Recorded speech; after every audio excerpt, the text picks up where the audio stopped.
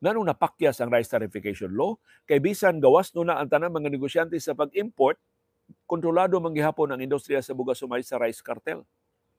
Na by the way, nag-diskumentag SONA, sa niaging SONA, gipahibaw ni Presidente Ferdinand Marcos Jr., isog kayo ang iyang diskurso nga nagkanayon, inihap na lang ang mga adlaw sa mga rice smugglers, rice hoarders, meaning rice cartel.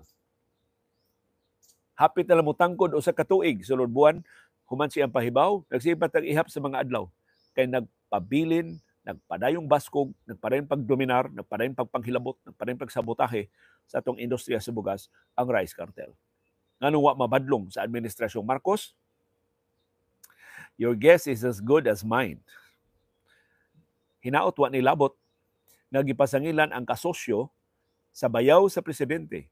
Manghod ni First Lady Lisa Araneta Marcos ang iyang kasosyo na si Michael Ma gipasangilan nga mo'y utok ining smuggling sa bugas sumay ug ang produkto sa agrikultura.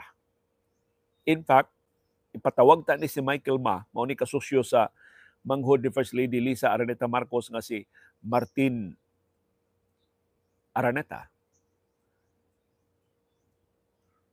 Ipatawag na ta ni sa House Committee on Ways and Means kay imbestigahon nganong imong mangan mo ni tumaw dinhi nga mo'y utok sa smuggling. Pila ka oras sa wa pa ang hearing, ipatawag ta to si Michael Ma, gikanselar ang hearing. Nahitabo ni last year ang pagkanselar sa hearing. Hantod karon, kapinas tuig human na kanselar ang hearing, wa pa mo padayon ang hearing. Murag nauwaw na lang ang House of Representatives, giundang na lang ang ilang investigasyon sa smuggling sa bugas sumay ug sa ubang mga produkto sa agrikultura.